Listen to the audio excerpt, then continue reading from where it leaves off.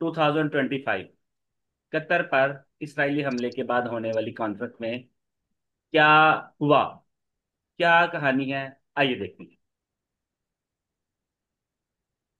आप देख रहे हैं आप न्यूज़ चैनल और मैं हूं आपका होस्ट अमजद अता।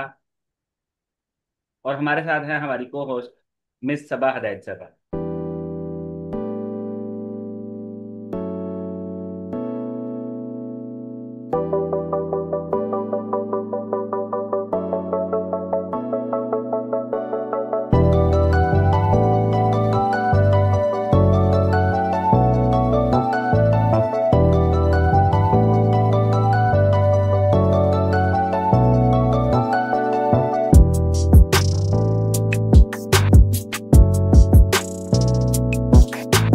कतर इसराइल कन्फ्लिक्ट का पार्ट 2। और हम आज खास तौर पर डिस्कस करेंगे ओआईसी समिट कॉन्फ्रेंस जो कि दोहा में हुई है। जो मिसाइल उसने फायर किए थे उससे कुछ कैजुअलिटीज हुई हैं। हम इस सिलसिले में अपना एक प्रोग्राम अभी रिसेंटली कर चुके हैं। इस कॉन्फ्रेंस में क्या बातें हुई हैं कंप्लीट।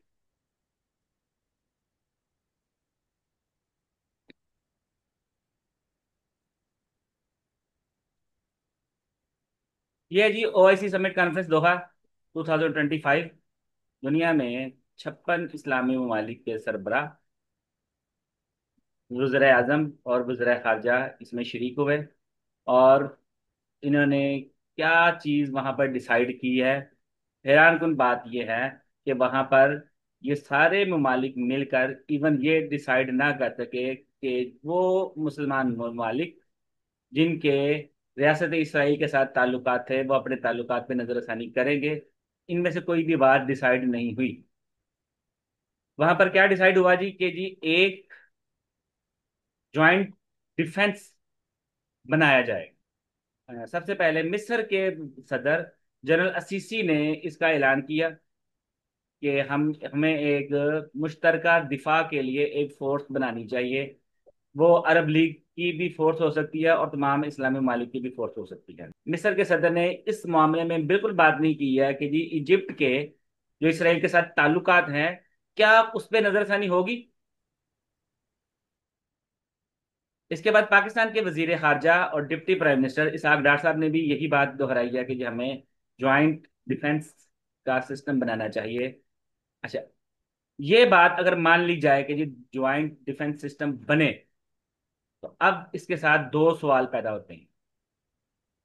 नंबर एक, मुसलमानों के लिए जो ये अब ज्वाइंट डिफेंस या मुश्तरका दिफा के लिए जो फौज बनाने जा रहे हैं, क्या ये फौज गाजा में और कश्मीर में मुसलमानों की हेल्प के लिए आएगी।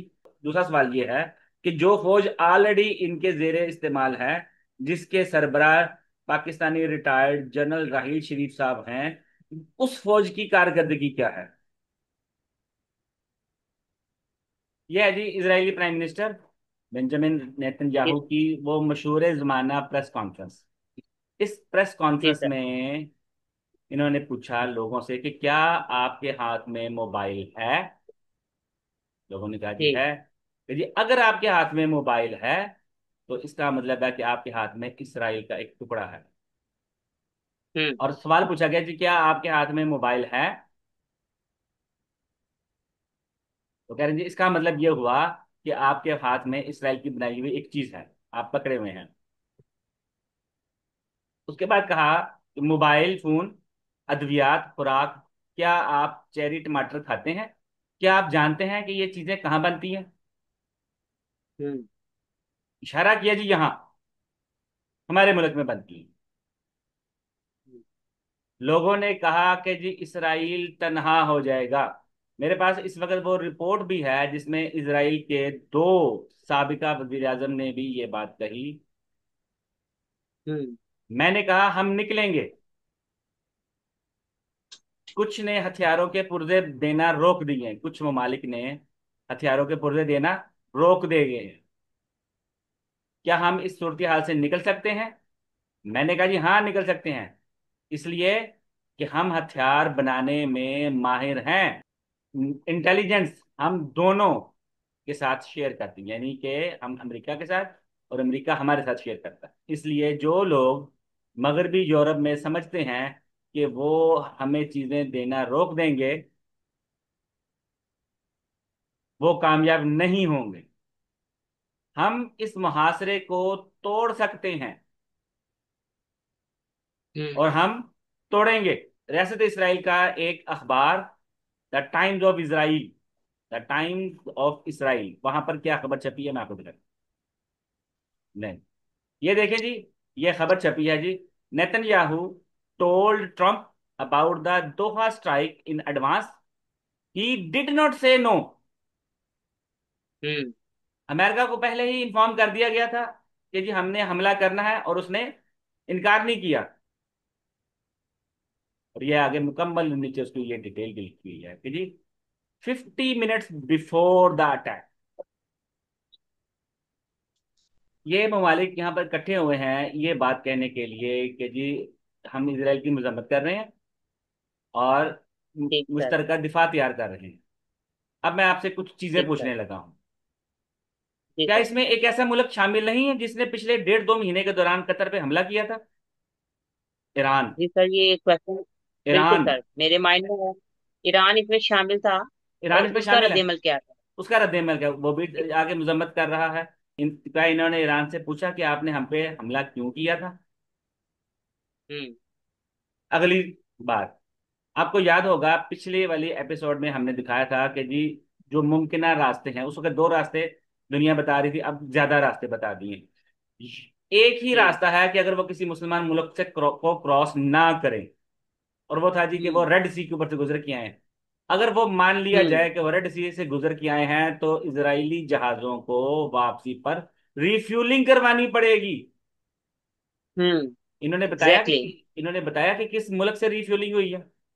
नहीं हुई रिफ्यूलिंग। इसका मतलब ये हुआ कि इजरायली जेट जिस रास्ते से भी आए हैं तो किसी ना किसी मुसलमान मुल्क के ऊपर से क्रॉस करके आए हैं। हम्म। इन्होंने उस मुल्क से पूछा, आपने अपनी फिजाई हदूद इस्तेमाल करने की इजाजत क्यों दी? इसके बाद ये है कि स्टेट ऑफ इसराइल ने 6 मुल्कों पर हमला किया। हम्म। बाकी 5 के नाम यहां नहीं लिए गए। इसमें से सीरियन प्रेसिडेंट, जो कि इस वक्त मौजूदा सीरियन प्रेसिडेंट है, उसने आके कहा कि जी आप पे तो आज हमला हुआ है, हमारे हमारे ऊपर तो पिछले 8-10 महीनों से ये मुसलसल हमले हो रहे हैं, वहां पर उसके हम्म। बारे में बात क्यों नहीं की गई? जी अच्छा, सर। इस सिलसिले में दुनिया इस वक्त ये बात कर रही है कि चूंकि कतर के पास पैसा ज्यादा है, इसलिए ये लोग यहाँ इकट्ठे हो गए हैं। बिल्कुल। अब इससे अगली एक बात, ये जो डिक्लेरेशन इन्होंने पास किया है, काफी लंबा है, मेरे ख्याल है कि 25-26 पैराग्राफ है उसमें। उसके छठे पैराग्राफ में इन्होंने अमेरिका की तारीफ की है कि अमेरिका ने गजा में बमबारी रोकने में और इंसानी जानों के ज़िया को रोकने में बहुत हेल्प की है। तो अब जी। बड़ी हैरानकुन सूरत हाल है कि कतर खुद इसी कॉन्फ्रेंस में ये कह रहा है कि हम अमेरिका के साथ मिलकर काम करेंगे, कि सऊदी अरब और पाकिस्तान ने ज्वाइंट डिफेंस का एग्रीमेंट कर लिया है, इसमें कोई शक नहीं, कर लिया है। अच्छा, ये क्वेश्चन बाकायदा पूछा गया, क्या पाकिस्तान न्यूक्लियर के साथ भी जवाब देने के लिए तैयार है? तो आंसर में कहा गया हम्म। कि जी ये बहुत बड़ा एग्रीमेंट है। तो इसका मतलब ये हुआ कि जी मोदी सरकार ने ये ऐलान किया हुआ है कि ऑपरेशन सिंदूर अभी खत्म नहीं हुआ। ओके। अगर हम ये अज्यूम वो भी सर। करें कि अकॉर्डिंग टू मोदी सरकार कि ऑपरेशन हम्म। सिंदूर खत्म नहीं हुआ और उसका वो सेकंड फेज लॉन्च करते हैं, तो हम्म। रियाद अथॉरिटीज की नेक्स्ट प्रायोरिटीज क्या होंगी? सऊदी अरब और कतर या मिडिल ईस्ट के दूसरे ममालिक जो इन्वेस्टमेंट हिंदुस्तान में कर रहे हैं, क्या वो खत्म कर देंगे? हम्म। इस तरह के बेशुमार क्वेश्चन इस वक्त इंटरनेशनल मीडिया उठा रहा है, और आंसर किसी बिल्कुल के सर। पास है, और आंसर किसी के पास नहीं। कतर जो है मीडिएटर का रोल परफॉर्म कर रहा था, हमास इसराइल हम्म। टॉक्स करवा रहा था, ईरान के साथ डिस्कशन हुई है। आपको याद होगा कि तालिबान और नेटो फोर्सेस और अमेरिका के दरमियान में जो टॉक्स थी वो भी दोहा में ही हुई थी। बिल्कुल सर, दोहा में हुई थी। तो कतर तो ये काम ऑलरेडी कर रहा था, तो इस वक्त जब उस एग्जैक्टली। कतर ने हमास को बुलाकर यहाँ पर डील्स शुरू किए, तो अटैक क्यों? जी अभी सर। माजी करीब में डोनाल्ड ट्रंप का विजिट टू मिडल ईस्ट, इन लोगों ने कितने कीमती तोहफे दिए हुए थे उसको, डोनाल्ड ट्रंप को दिए थे। बदले हम्म। में उससे कोई बात नहीं की गई, उससे कोई चीज नहीं पूछी गई। इस कॉन्फ्रेंस में पैलेस्टाइन के पीस प्रोसेस के लिए बात की गई है, बिल्कुल ठीक है। क्या जो इस वक्त यूएन के अंदर या आईसीजे में जो पिटिशंस चल रही हैं, गजा में इन ह्यूमन राइट्स की जो वायलेशन हुई है, इसके बारे में इन्होंने कहा कि हम आगे बढ़ के इस पे काम करेंगे? सर आज मेरा सिर्फ एक ही क्वेश्चन है। हमारा ऑलरेडी एक ज्वाइंट डिफेंस जो है वो बन चुका हुआ है, और उसे हमने कोई भी खातिर ख्वाह मुस्लिम ममालिक ने फायदा नहीं उठाया। अभी जो कि हमने दोबारा जो हमारी समिट हुआ है 2025 में, अभी रिसेंटली दोहा में, तो सर इसका भी ज्वाइंट डिफेंस बनाया है, क्या इसकी भी कारकर्दगी सेम होगी या इसे हम कोई फायदा उठाने के लिए तैयार है? जी बिल्कुल, इस वक्त वेस्टर्न मीडिया तो इस पर बहुत सीरियसली क्वेश्चन जो है ना वो कर रहा है कि मुसलमान ममालिक के पास ऑलरेडी एक सिस्टम तो है। अच्छा, और हम्म। उसके बारे में ये क्लेम किया जा रहा था कि उसमें ईरान शामिल नहीं था, उसमें शायद उस वक्त सीरिया भी शामिल नहीं था, ये ईरान के जो हम्म। इत्तेहादी ममालिक थे शामिल नहीं थे। तो ये हम्म। सोचा जा रहा था कि ये इत्तेहाद शायद ईरान के खिलाफ है, लेकिन आज ईरान उसमें मौजूद है।